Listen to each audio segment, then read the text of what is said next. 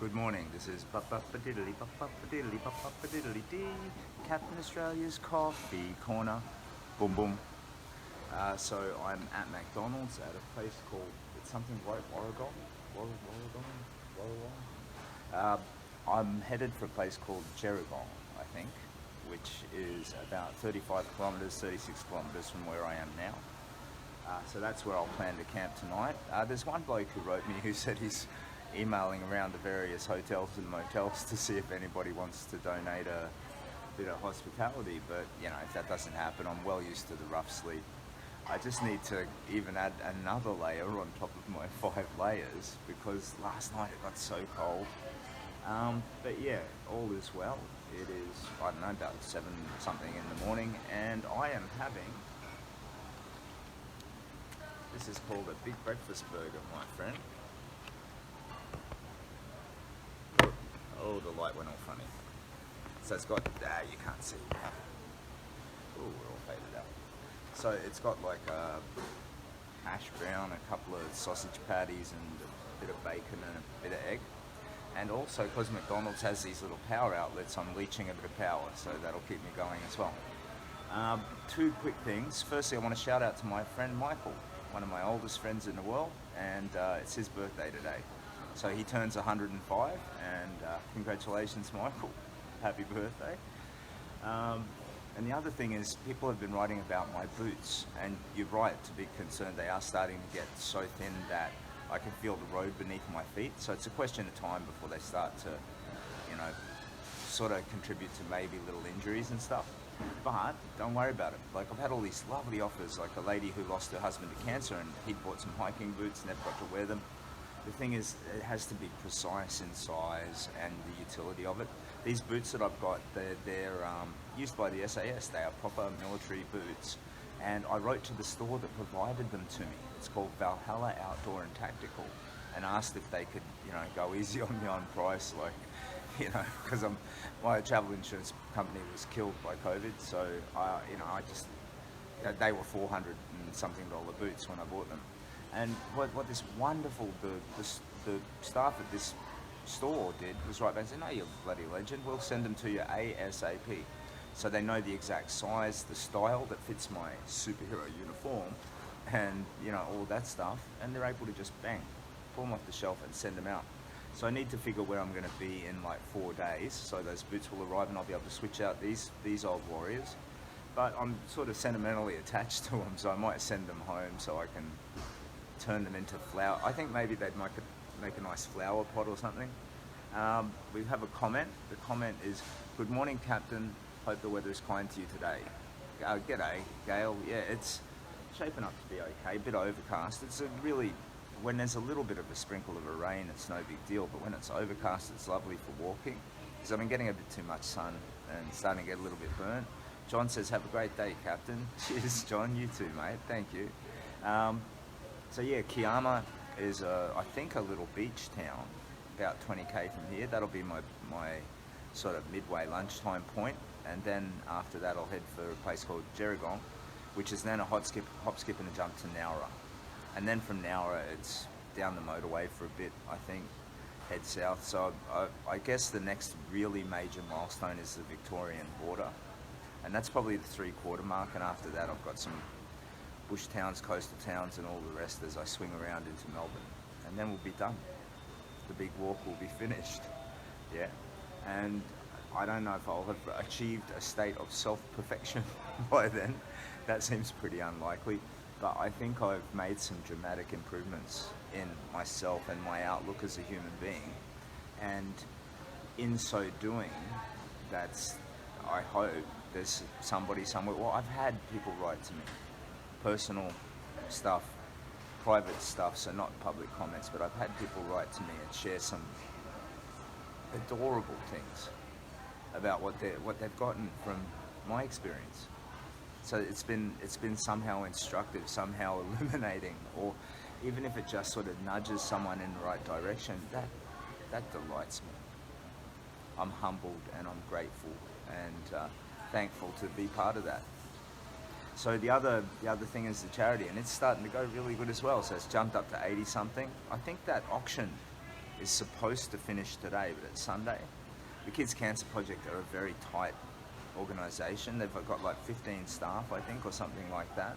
So they're all about redirecting the monies into the research, you know. So a lot of charities are sort of monolithic, but they run a pretty tight operation. So I don't know that there'd be someone in there on a Sunday to finish the auction off. So I'm a bit unsure if it will finish tonight or not.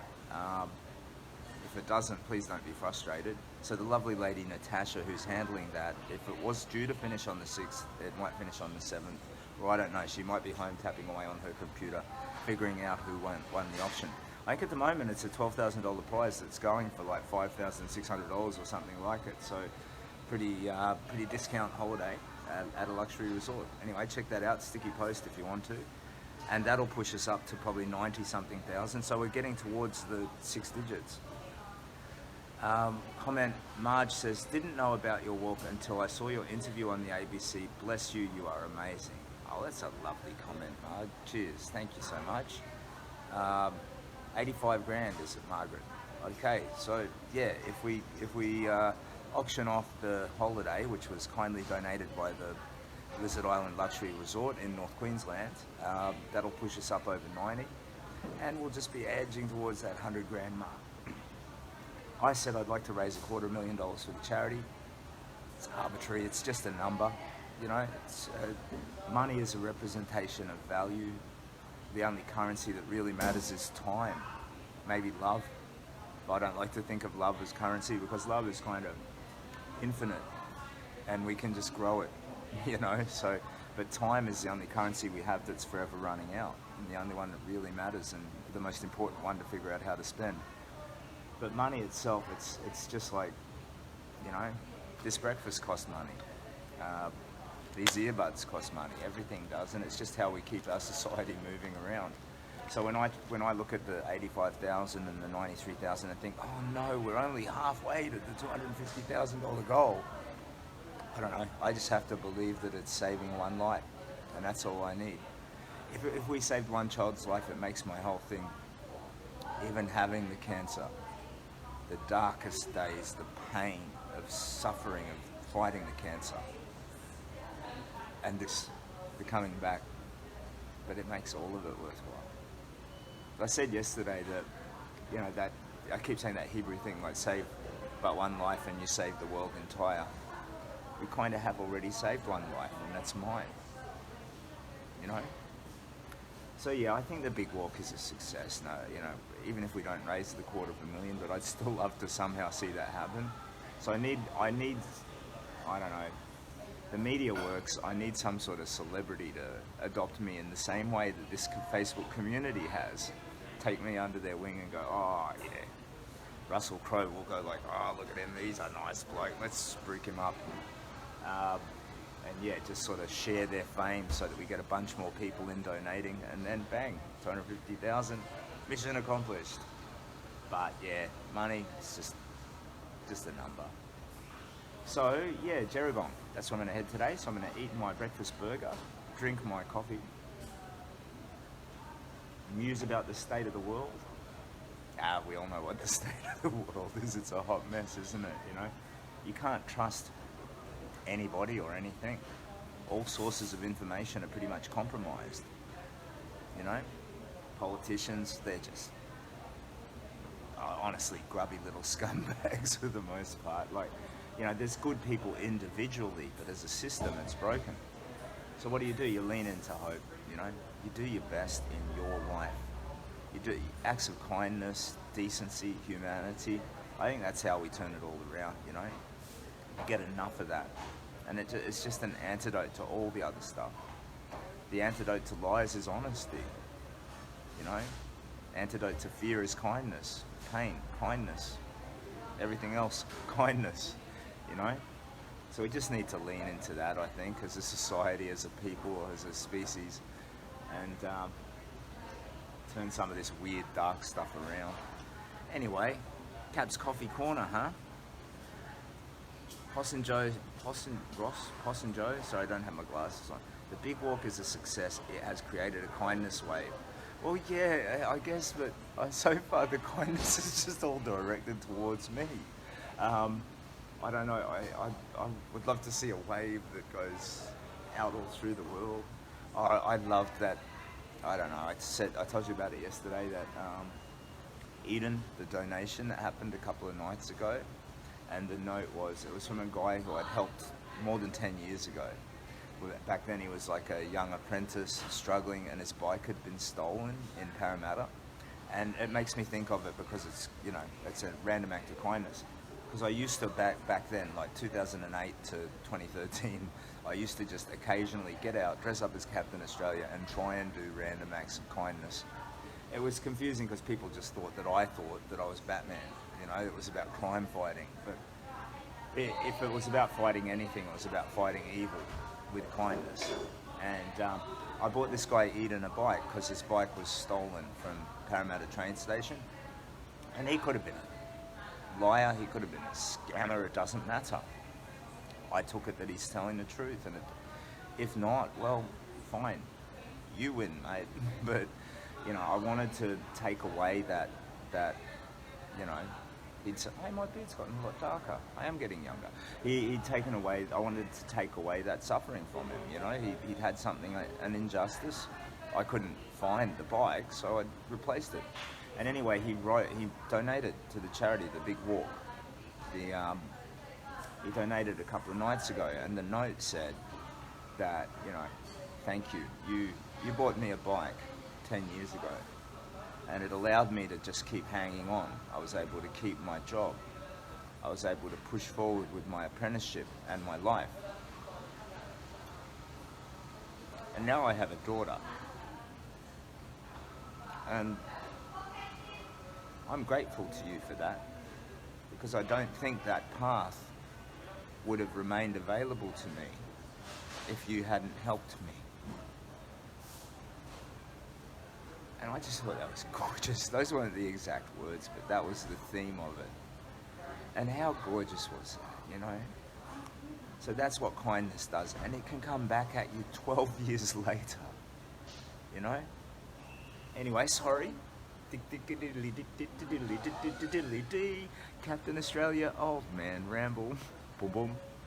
I better eat this before it gets cold, and then I'm going to head down to Gerringong, and as you can see,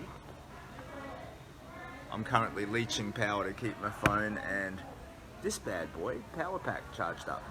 So for those of you who are curious, I showed you how I set up camp. This power pack holds about, I'll say 12 to 14 charges for a phone, and I got a power blanket on my gears just over there behind us. See that? On there's a power blanket that I can unfold and feed into the power pack. So if it's a bright sunny day, a bright sunshiny day, I can get pretty much power independent. But it's been so rainy and cloudy and whatnot lately that I haven't been at all. So it's lovely to be able to sit, have breakfast in Macca's and just steal a little bit of electricity. We got a comment. Deb says, fantastic interview, Simon. Have a magic day. Lean into hope and kindness. Enjoy the journey. Yeah, I'm there. I'm in it. Yeah, so I'm done with all the whole, I got to get home to the kids, or, I need to do 47 kilometers today so I can impress people, or, that. I'm in the journey of it. Yeah, so I meet people, I tell my story, I hear theirs, I keep walking and walking and walking, and I'm trying my best to share the finer parts of that with you. And when I get home, I'll pull all of these little videos and things together, and I'll make a map of where I went and share that as well. So, anybody who's interested in the overall distance and some of the funny stories that happened along the way, we'll have a little something to share that you can look at. Anyway, okie doke. So I'm going to eat now, and you don't want to watch me eat. I don't eat like a normal person anymore because of the chemo radiation to my neck. I don't make saliva, so it's like watching an old bird eat or something. Margaret says, a book in the making. Yeah, I don't know if I have the necessary set of skills and talent to write down words that are compelling for other people to read, but I think the priority when I get back really is going to be to try and lift my travel insurance company back up, because I think people are starting to travel again. and and my mate, his name's Jeff, who co-founded the business with me all those years ago. We've always had a thing about running it in like a pure way, an ethical way, because I don't think a lot of businesses these days put ethics as their biggest priority. Maybe perceived ethics, you know, the perception of credibility, the perception of honesty, but then behind it all, you know, cut costs. Sustainability, I think, is one of the most important words in commerce and in business and in politics and in every dimension of how we work as a society.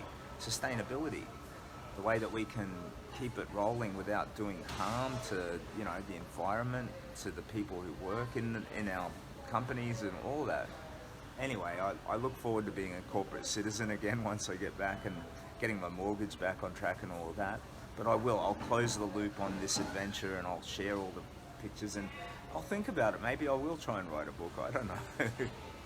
But yeah, thank you so much for your time and interest. And Eden, if you ever watch this, thank you. You don't have to thank me for anything. Thank you. You gave me a lot with that message, mate. I'm very grateful for it. So all the very best, everybody. This is Captain Australia's Big Walk. I'm walking from Brisbane to Melbourne, and I'm not mental, he says. All right, bye.